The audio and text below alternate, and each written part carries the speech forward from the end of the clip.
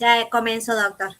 Bueno, perfecto. Bueno, muy bienvenidos todas y todos a esta sesión del Instituto de Derecho Administrativo, que hoy nos va a disertar con gran alegría para todos nosotros el profesor doctor Eduardo Ábalos sobre la tensión que se suscita entre la redacción del nuevo artículo 245 de la Ley de Contrato de Trabajo frente a los términos de la Ley Antidiscriminación 23.592, un tema de mucha actualidad que, bueno, ha planteado esta contradicción que el doctor Eduardo Ábalos nos va a hablar. Así que les quiero contar además que se ha recreado, afortunadamente, el Instituto de Derecho Constitucional y Derecho Público Provincial en la facultad. Así que tenemos ya otro de los viejos institutos. Nosotros sobrevivimos, ellos tuvieron un recreo largo y ahora con la dirección del doctor Victorino ha asumido y tuvieron la primera sesión que nos invitaron, que habló el doctor Antonio María Hernández sobre un tema de autonomía provincial. Así que bueno, estimado doctor Ábalos, está en uso de la palabra. Bueno, muchas gracias, José. Muchas gracias a todos ustedes por su presencia. Me siento muy halagado de estar nuevamente en este espacio donde vamos a tratar de intercambiar algunas opiniones sobre algunos temas que seguramente nos interesan a todos. Cuando Liliana me ofreció estar esta fecha, y bueno, me dio la posibilidad de elegir el tema para compartir con ustedes, traje a colación justamente algo que me venía haciendo un poco de ruido en mi cabeza frente a dos normas que están vigentes, que tienen la misma jerarquía constitucional, son dos leyes del Congreso, pero que dan soluciones diametralmente opuestas. Y ustedes me dirán, ¿por qué vamos a hablar de la ley de contrato de trabajo si esto es un espacio de derecho administrativo? Bueno, justamente porque el tema de la discriminación tiene que ver con la relación de empleo público, porque creo que se discrimina más en el empleo público que en el empleo privado. Y hace unos años, el Fuero Nacional del Trabajo comenzó a aplicar esta norma para solucionar algunos distractos laborales. Y recordemos que muchas relaciones de empleo se rigen por normas de la Ley de Contrato de Trabajo justamente cuando estas reparticiones celebran convenios, que por tal motivo sus empleados no dejan de ser empleados públicos. Así que por esta razón yo siempre incluyo este tema, digamos, dentro del capítulo de la relación de empleo, ¿no? Bien. Por un lado, como bien anunció el doctor Palazzo, tenemos la ley antidiscriminatoria, que es una ley que se anticipó en el tiempo, porque se sancionó durante el gobierno de Alfonsín en 1988, o sea, mucho antes de que Argentina reformara su constitución e incorporara los tratados de derechos humanos que se refieren a discriminación. ¿Sí? Es una ley que básicamente durante mucho tiempo no tuvo utilidad práctica, sino que más bien se utilizaba porque así lo dispone el artículo 4 de la ley, la obligación de, en el ingreso de los locales bailables, de recreación, salas de espectáculos, bares, restaurantes, los boliches, exhibir, digamos, una leyenda que transcribiera el artículo 16 de la Constitución Nacional, ¿no es cierto? Un cartel que incluso dice la norma tendrá 30 centímetros de ancho por 40 de alto, y que tendría que realizar lo siguiente. Frente a cualquier acto discriminatorio, usted puede recurrir a la autoridad policial y o juzgado civil de turno, quienes tienen la obligación de tomar su denuncia. Y se transcribe el artículo 16 de la Constitución Nacional. Yo realmente recuerdo en alguna oportunidad haberlo visto cuando he salido en mis épocas y que he visto estos carteles en muchos lugares. Medios escondidos, obviamente, no estaban muy a la vista del público. Hoy ya han desaparecido por completo. O sea, pese a que la ley obliga a que se exhiba, ¿no? Bien, esta ley pasó sin mucha pena y sin gloria, hasta que hará unos 15, 20 años, aproximadamente, un poco menos, el Foro Nacional del Trabajo comenzó a aplicarlo en casos de extinción de relaciones laborales donde se invocaba algún tipo de discriminación. Y luego la Corte Suprema, a partir del año 2010, ha comenzado a hacer un trabajo verdaderamente importante en cuanto a su aplicación e interpretación en las relaciones de empleo público y de empleo privado. ¿Sí? Esta ley, obviamente, como anuncié al comienzo, se contrapone con el 245 bis de la ley de contrato de trabajo, que ya luego vamos a pasar a analizar. La ley 23.592 es una ley muy corta, tiene 6 artículos. Básicamente establece que en el artículo primero, quien arbitrariamente impida, obstruya, restrinja o de algún modo menoscabe el ejercicio sobre bases igualitarias de los derechos y garantías constitucionales, será obligado a pedido de damnificado a dejar sin efecto el acto discriminatorio o cesar en su realización y a reparar el daño moral y material ocasionados. Y a los efectos del presente artículo se consideran particularmente como actos o omisiones discriminatorias aquellos determinados por motivos como la raza, la religión, la nacionalidad, la ideología, la opinión política o gremial, el sexo, la posición económica, la condición social o caracteres físicos. ¿Mm? En primer lugar, entonces, hace una enunciación que no es taxativa, ¿no es cierto?, sino meramente ejemplificatoria, de aquellas hipótesis en las que se puede considerar que estamos en presencia de un acto discriminatorio. O sea, no es taxativa la enumeración. Pero además, lo que tiene, digamos, de interesante es que establece la obligatoriedad de dejar sin efecto el acto discriminatorio y cesar en su realización. Es decir, frente a un acto administrativo o una decisión, digamos, de derecho privado que importa una discriminación, se interviene la justicia frente a una denuncia de ese tipo, tiene que hacer cesar el acto, o sea, anularlo, básicamente. ¿Mm? Por eso los efectos resultantes de una decisión de este tipo tienen en el ámbito del empleo público la reinstalación de la agente que ha sido cesanteado o que ha sido despedido por un acto discriminatorio. O sea, no es suficiente una indemnización, sino que no puede subsistir el acto discriminatorio dentro digamos, del mundo jurídico, porque está en contra de la Constitución Nacional. Y la tercera característica que establece una reparación integral del daño. O sea, reparar el daño moral y material ocasionado sin ningún tipo de tarifa, sin ninguna limitación. Entonces, es una ley que se aplica en todo el territorio del país, o sea, es una ley de fondo. No sé si es una ley federal, pero por lo menos una ley de derecho común sí lo es, que se aplica en todo el país, no solamente para el ámbito nacional.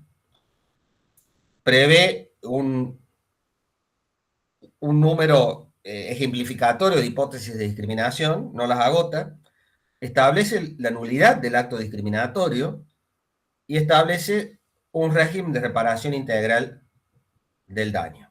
¿Sí? Esta ley se ha aplicado con el correr del tiempo en muchos casos. El primer caso que la Corte lo declaró aplicable para resolver un despido fue el caso Álvarez contra Cencosud del año 2010. En este caso, Cencosud son los negocios que figuran bajo la denominación OISI, que venden todo tipo de materiales de construcción, etcétera, ¿no? Es del grupo que explota Falabella, que explota otro tipo de un holding chileno. Y tenía negocios, digamos, en todo el país. Resulta que había 3 empleados jerárquicos que no se encontraban comprendidos dentro del convenio colectivo de empleados de comercio, porque justamente eran cargos jerárquicos. Entonces quisieron hacer un gremio paralelo de empleados jerárquicos de este tipo de comercios. Esto no le cayó muy bien a los directivos, entonces los despiden sin causa. La cuestión es que por vía de apelación extraordinaria llega a la Corte confirma la sentencia de la Cámara Nacional de Apelaciones del Trabajo y establece aplicable, o sea, esto es lo novedoso de este fallo, por primera vez la ley antidiscriminatoria para resolver este tipo de cuestiones. E incluso establece que debe indicarse la nulidad del acto discriminatorio, o sea, esa indemnización que se les pagó a los actores quedó como un pago a cuenta de una mayor indemnización basada en el derecho común. ¿Mm? Bien, este fallo del 2010. Al año siguiente, la Corte tuvo de nuevo oportunidad de pronunciarse en el caso Pelicori contra el Colegio Público de Abogados de la Capital Federal y estableció, digamos, justamente la misma solución, pero fue un poco más allá.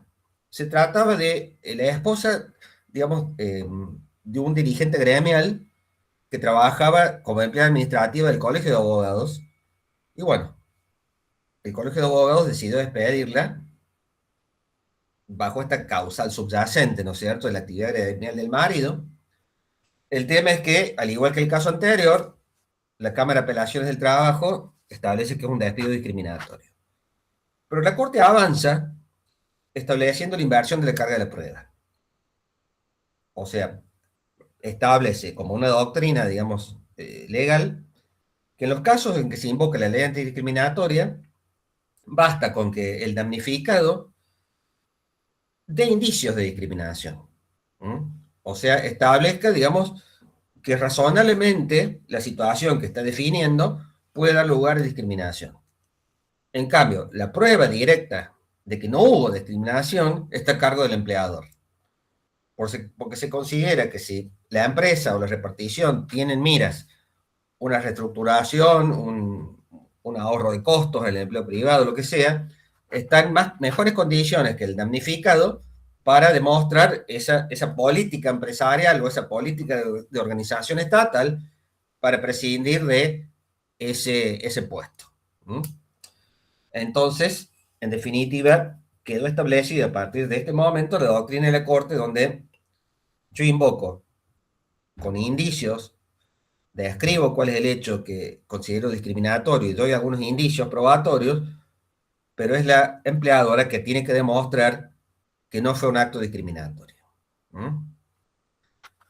En realidad, esto fue bastante interesante porque cambia un poco también este problema que existe cuando hay discriminación, porque la discriminación es algo subterráneo, algo tapado, o sea, nadie va a confesar que está discriminando, nadie va a decir la verdad cuando hay una motivación discriminatoria. Entonces fue bastante bien recibido por la comunidad jurídica este criterio, ¿sí? Después, más cerca en el tiempo, hubo otros casos, por ejemplo, el caso Salguero contra Telecom, que se trató justamente de la revocación de una sentencia del TSJ de Córdoba. Este Salguero trabajaba en Telecom, era un técnico, y después de casi más de 20 años de trabajar en esta ciudad y con la familia arraigada en Córdoba, se lo trasladó a Salta, o sea, 900 kilómetros, y se demostró en definitiva que él había tenido una cierta actividad sindical y que la empresa había obviado otros trámites normales cuando hay algún traslado de pedir voluntariamente qué personas estarían interesadas en trasladarse. Acá omitió ese paso, lo trasladó compulsivamente, sin que tampoco ese traslado implicara un mayor salario para el operario. Entonces se anuló, digamos, este traslado y las cosas volvieron a su lugar anterior.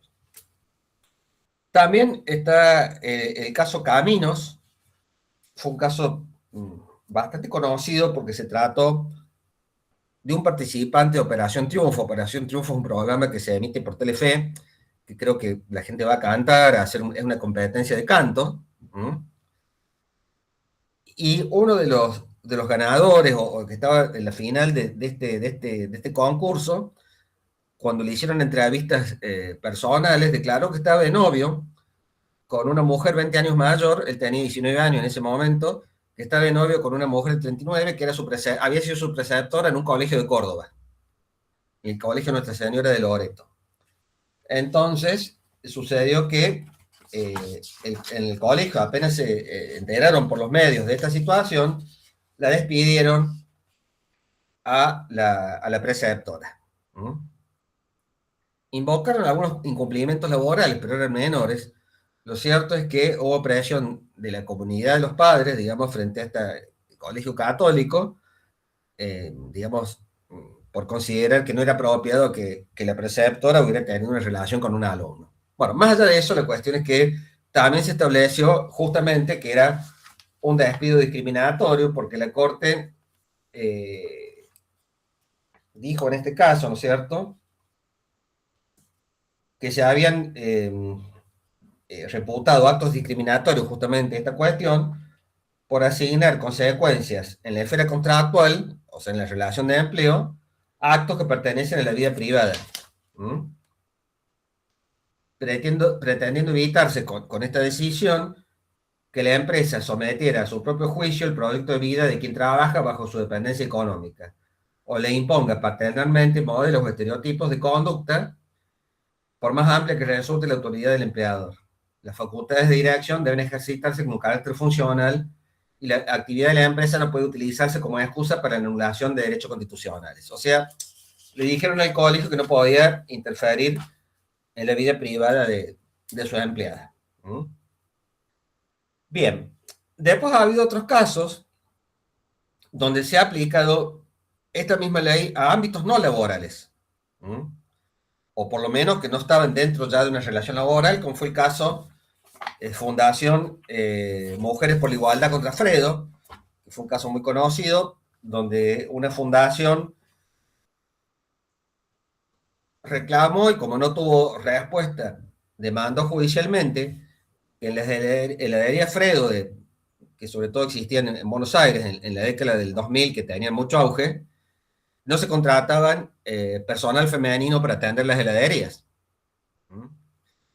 Entonces, la empresa dio como de descargo diciendo que había que trasladar tachos de helados de 20 kilos, que había que hacer delivery, que las mujeres tenían que saber mecánica ligera por si se les rompían las motos, que había que estar mucho tiempo parado atendiendo, digamos, sin poder sentarse para poder armar los cucuruchos. Bueno, la cuestión es que este fue un fallo de la Cámara Nacional en lo Civil y Comercial, no fue a la Corte, y estableció, digamos, que era discriminatoria las convocatorias que hacía Fredo en los diarios, que solamente pedía hombres, y estableció progresivamente que debía empezar a contratar mujeres.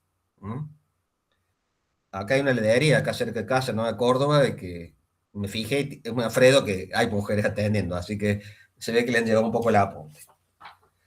Bueno, y después otro fallo también bastante curioso fue Cisnero Mirta Graciela contra unas empresas de transporte de la ciudad de Salta, porque esta mujer tenía como plan de vida, tenía como vocación ser chofer de colectivo, o sea, era su proyecto de vida, y no conseguía que la designaran, pese a tener un carnet profesional. Tenía un carnet profesional para manejar colectivos, pero no la tomaba. Entonces, hizo una demanda por discriminación y fue muy relevante la declaración que se incorporó a la causa de un directivo de unas empresas que dijo abiertamente en una entrevista que se trataba de Salta la Linda, que las mujeres con sus manos debían acariciar o cocinar empanadas y no llenarse de callos manejando colectivos. O sea, eso fue lo que dijo este directivo. Bueno, fue suficiente eso para que la Corte valorara esta prueba y dijera que realmente era un acto discriminatorio, que estaba discriminando a la mujer, digamos, como un estereotipo de persona, digamos, que debía estar para otros cuidados y no para manejar o hacer una actividad del varón, ¿no?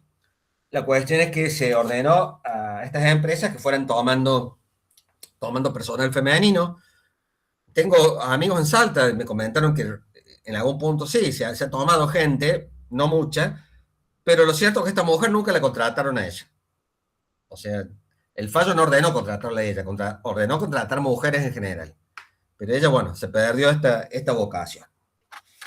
Bien, como ven, eh, hasta aquí tenemos una ley que realmente ha servido para solucionar muchos conflictos, una ley muy concisa, pero muy práctica, eh, muy concreta en cuanto a la nulidad del acto discriminatorio que debe ser declarado y a la indemnización de manera amplia, no tarifada. ¿Mm? Indemnización de manera amplia, no tarifada.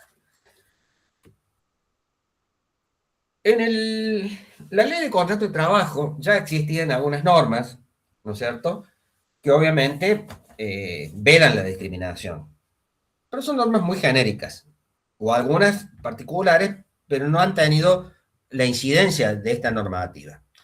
Por ejemplo, el 17 de la Ley de Contrato de Trabajo, que establece la prohibición de hacer discriminaciones entre los trabajadores por motivo de sexo, raza, nacionalidad, motivos religiosos, políticos, gremiales o de edad. Una norma que establece como una prohibición nada más. Después también está el artículo 81, que ha establecido la prohibición de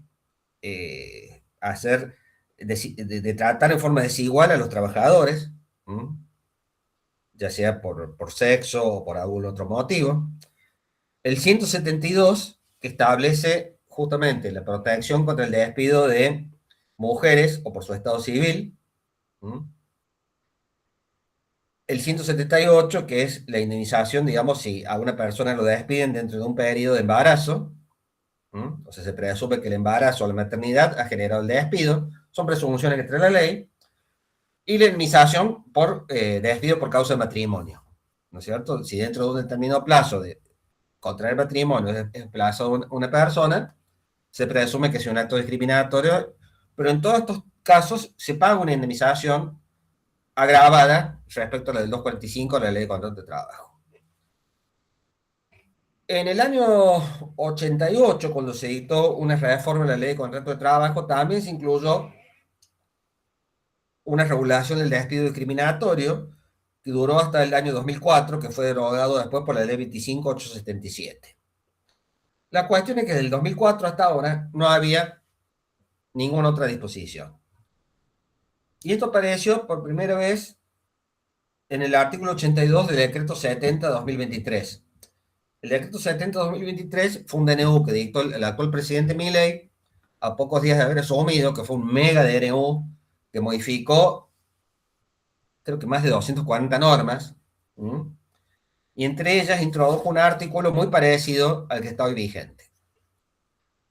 Como saben, este decreto fue declarado inconstitucional por cada tribunal que le tocó intervenir, ¿no es cierto? Quedó en una práctica suspendido, básicamente, en su aplicación, y esto generó que el Poder Ejecutivo, digamos, negociara con el Congreso el contenido de este decreto, que luego fue aprobado con algún maquillaje con la oposición y salió la ley de bases. ¿Mm? O sea, la ley de bases, en definitiva, fue el fruto de este decreto 70 negociado con el Congreso. ¿Mm? Y así es como tenemos entonces, desde el mes de julio del 2024, el artículo 245 bis de la Ley de Contrato de Trabajo, que van a ver cómo se contrapone con la Ley 23.592. En primer lugar, este decreto, digamos, establece que será considerado acto de discriminación aquel originado por motivos de raza o etnia, religión, nacionalidad, ideología, opinión política o gremial, sexo o género, orientación sexual, posición económica, caracteres físicos o discapacidad.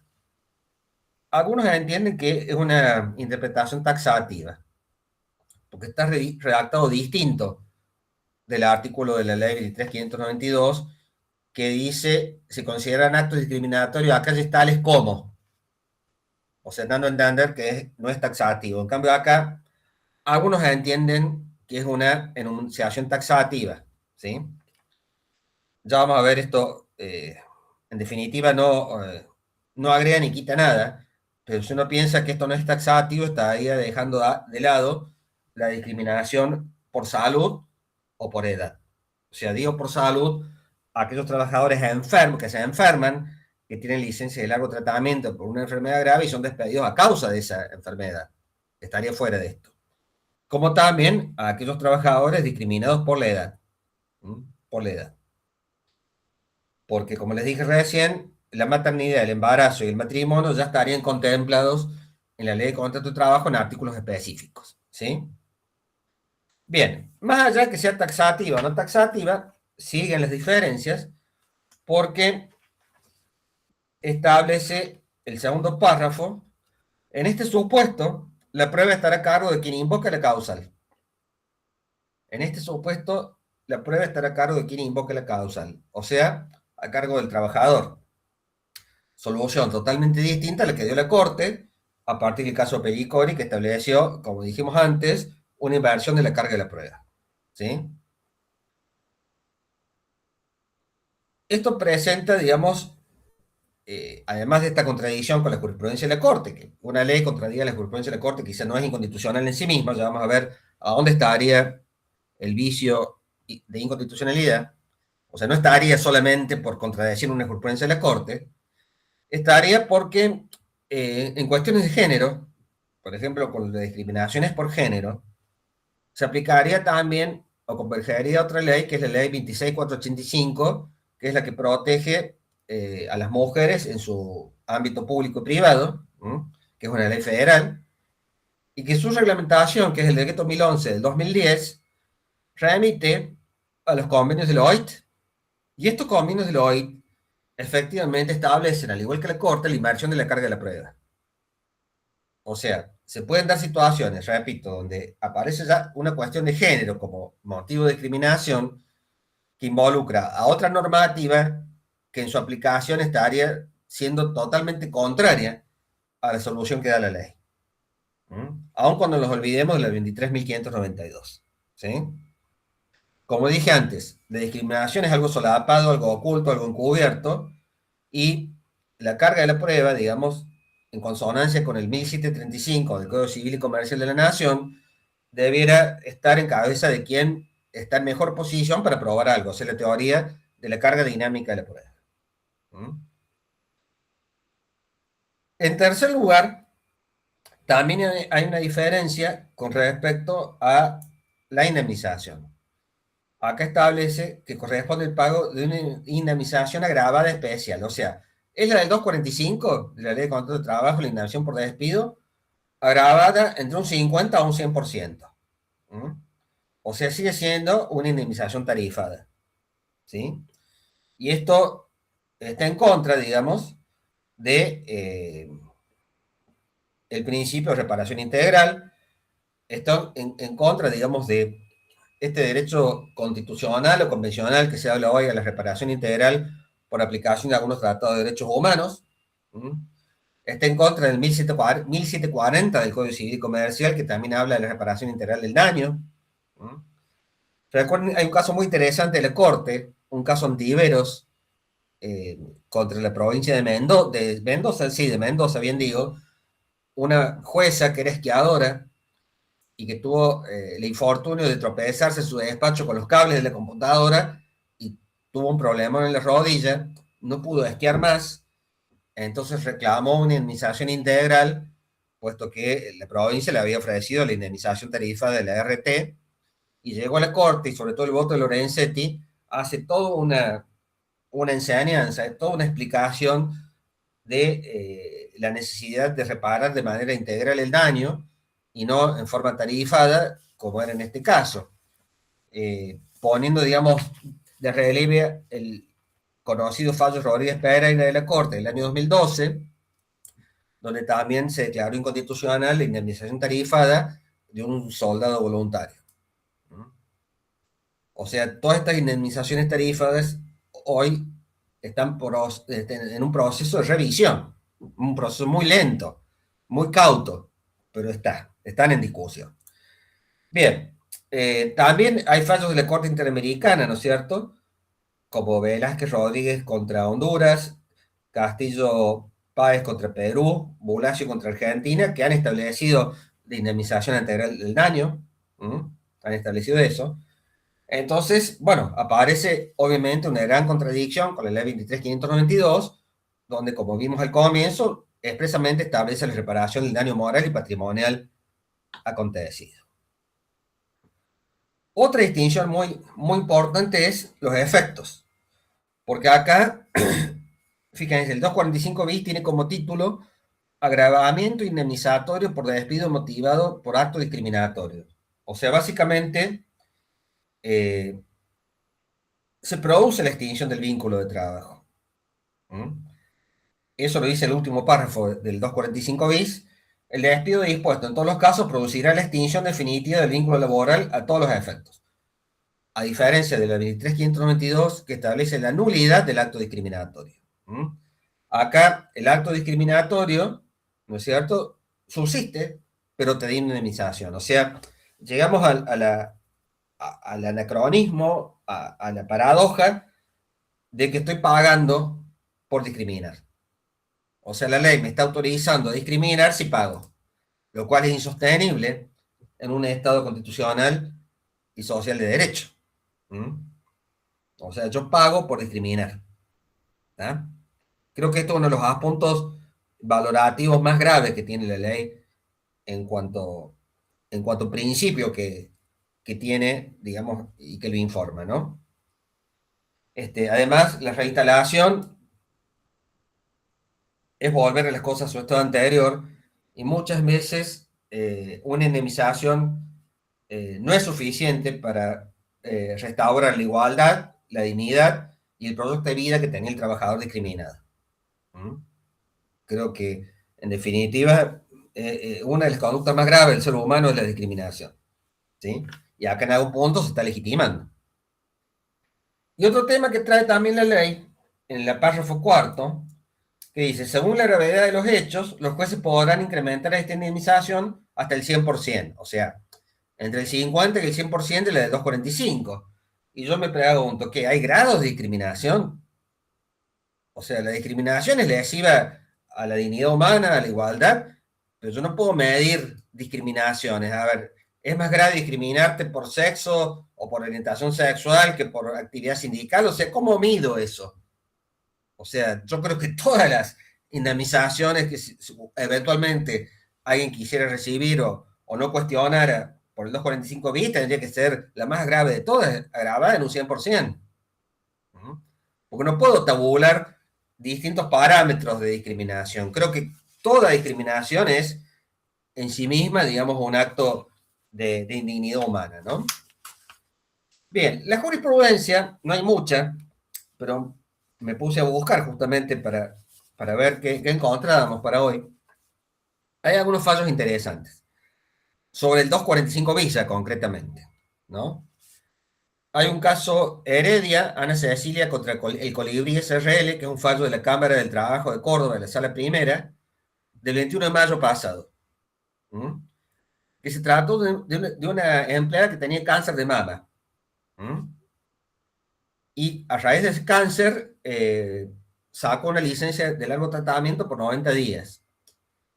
La cuestión es que la empleadora la despide, invocando que el certificado de licencia no había sido hecho por el médico. Evidentemente, dice el fallo, ¿qué es lo común que pasa cuando uno va al médico? ¿Quién te hace la receta? ¿Quién te hace la prescripción o el certificado? Te lo hace la secretaria. Y la secretaria le pone la firma al médico. O sea, eso el fallo se hace cargo, dice que es una práctica generalizada. Y acá la letra del médico no coincidía con otras recetas anteriores, entonces la empleadora fue por ese lado y yo hace una pericia caligráfica y dijo que el certificado era falso y le despidió con causa. Cuando en definitiva, la verdadera causa del distracto fue que no quería tener la empresa una empleada con cáncer que iba a estar hasta 2 años, por ejemplo, de tratamiento y iba a tener que pagarle lo mismo el sueldo. Entonces la justicia ordena, en este caso, indemnizarla, ¿no es cierto?, por el 245 bis, no lo declara inconstitucional, pero además le da de manera adicional 12 meses de sueldo. O sea, en algún punto no admite que la indemnización sea tarifada. Admite el cese del vínculo, pero no admite que sea tarifada la indemnización y manda a pagar 12 meses de salario como compensación. Después hay otro fallo que se llama FADEMI. FADEMI, que es de la Cámara Nacional de Apelaciones del Trabajo, una medida cautelar de feria, que en la feria pasada, del mes de enero, ordenó la reinstalación de 25 trabajadores. Es un fallo de la Cámara Nacional de Apelaciones del Trabajo de sala de feria, de enero del 2025, ¿no? Es del año pasado. Resulta que había una huelga en esta empresa y la patronal decidió despedirlos a todos, justamente por el tema de la huelga. Y en una medida cautelar, la Cámara de Apelaciones del Trabajo, por aplicación de este artículo, ordena cautelarmente la reinstalación.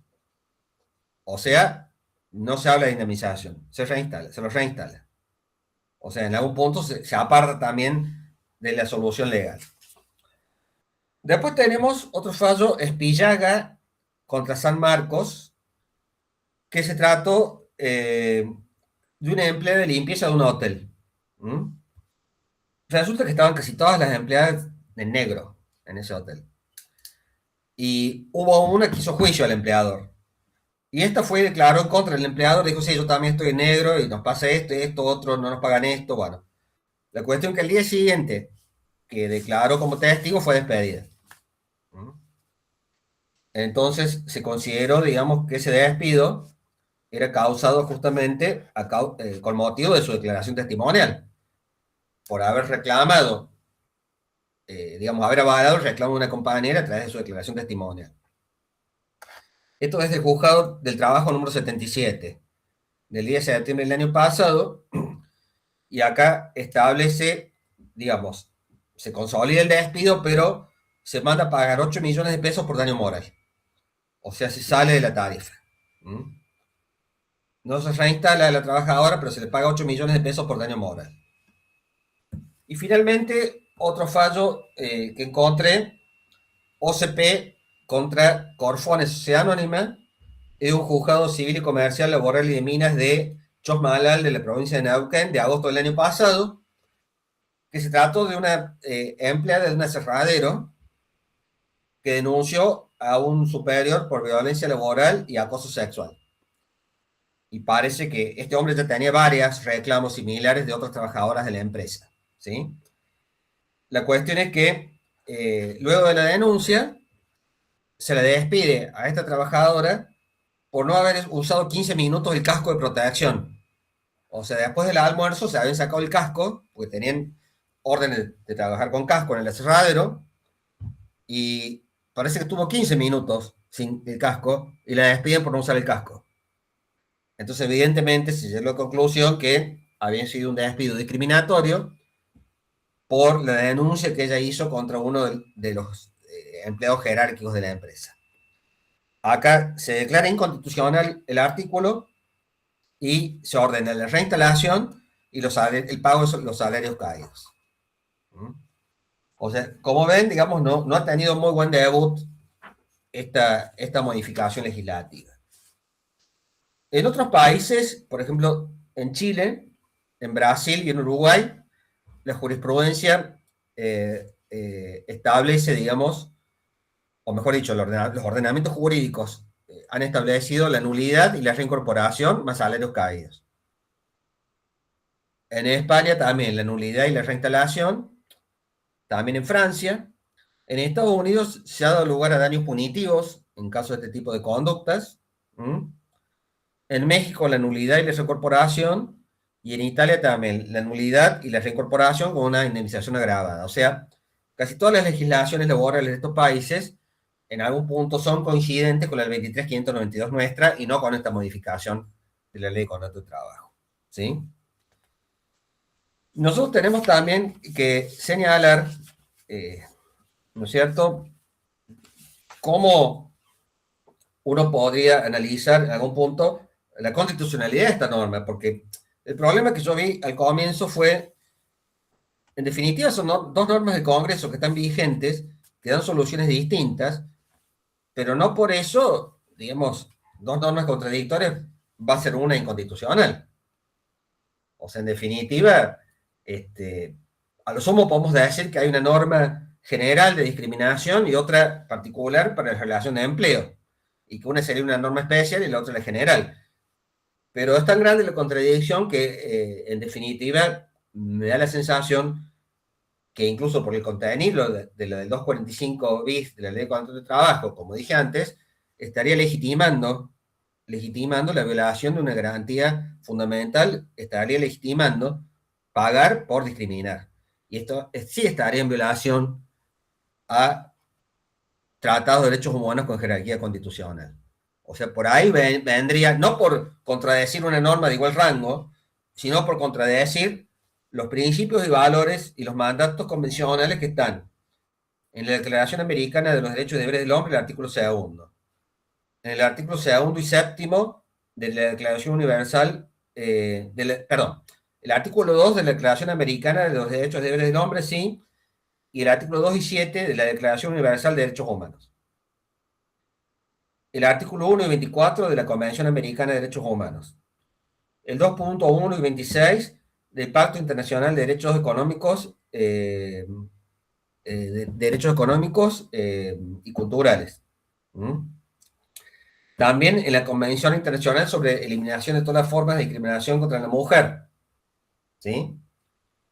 También en convenios de la OIT, como dije hace un rato, que algunos de esos convenios se aplican por remisión del decreto reglamentario de la ley que radica toda la violencia contra la mujer. ¿Sí? O sea, todo el ordenamiento convencional que en nuestro sistema sería nuestra constitución material también, estaría en contra de la solución que da el 245 bis. Además del artículo 16 de la Constitución Nacional, el principio de progresividad de los derechos humanos y no regresividad, y el principio pro homine. ¿Mm? O sea, en definitiva, me da la sensación que, como en algún punto estos pocos fallos judiciales que he podido encontrar, hay una mirada bastante disvaliosa en cuanto a este artículo del 245 bis de la Ley de Contrato de Trabajo. En algún punto, por ahí leí que era, digamos, un guiño a las empresas para no tener gente indeseable, entre comillas, que el empleador tuviera que aguantar tener a contra de su propia decisión, y privilegiando, digamos, el derecho a ejercer libremente una industria, a no tener gente que el patrón privado no quiere tener en el ámbito de su empresa, ¿no? Pero el problema es que ataca valores de mucho raigambre constitucional y muy caros a nuestra constitución material. ¿Mm? Veremos en el futuro qué es lo que pasa. Veremos incluso qué aplicación tiene el empleo público esta norma cuando se trate de un empleo público convencionado, ¿sí? Pero en algún punto me parece que va a ser muy difícil torcer 15 años de jurisprudencia unánime de la Corte Suprema y de los tribunales inferiores. ¿Mm? Bueno, básicamente esto me pareció lo interesante para traerles esta tarde, así que quedo abierto a cualquier inquietud o cualquier pregunta. Muchas gracias. Bien, muchas gracias. Como es usual en el instituto, está abierta la posibilidad de que todos los presentes formulen alguna pregunta o expresen alguna opinión, así que les concedemos la palabra si alguien está interesado. Muy, muy buena la conferencia, muy interesante el tema, de mucha actualidad y bueno, nos ha ilustrado. El doctor Julio Altamira Perfecto, Quijena ha pedido la palabra. perfecto. Hola, Julio. ¿Me escuchan? Sí, sí.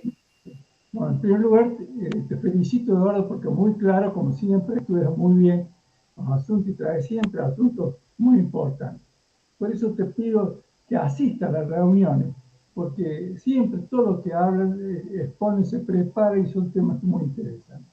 El tema que he elegido es muy importante. Pero a mí este tema se aplica, y yo acá con mis hijos, lo expliqué varias veces sin llegar a la justicia. Por ejemplo, me enteré que un hijo de Menéndez, general Menéndez, no pudo ser coronel porque se llamaba Menéndez, porque era hijo de Menéndez. Y los de teniente coronel lo sacaron. A una hija de Cavallo la sacan, la echan por ser hija de Cavallo, porque Cavallo había criticado la política de Milei. En ese caso yo le dije a mis hijos que también en ese caso se aplica esta ley. Y el otro es ahora con esta jueza que no la quieren nombrar porque es cuñada de un periodista. También se aplica este asunto.